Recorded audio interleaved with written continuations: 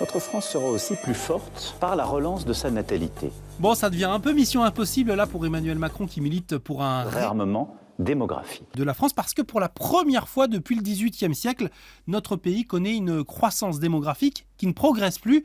On a même un peu plus de décès que de naissances. On va tous mourir! Alors oui, un jour, on va tous mourir, mais ça sert à rien de paniquer. Selon l'INED, l'Institut national d'études démographiques, en 2024, la France a connu 629 000 naissances contre 630 000 décès. La balance est donc légèrement négative, moins 1000. Elle repasse même de justesse dans le positif si on compte les Outre-mer qui faussent cette étude tant les mouvements migratoires y sont nombreux.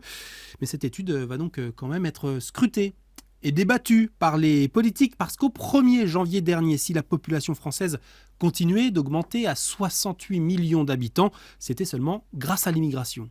Mais ce qu'il faut regarder aussi aujourd'hui, c'est pourquoi les courbes de naissance et de décès viennent de se croiser.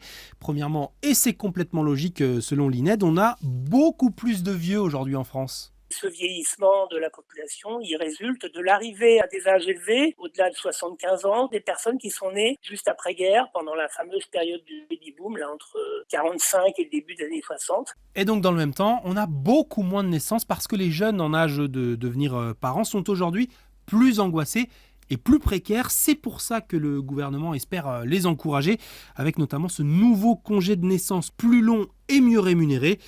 Pas sûr que ça suffise.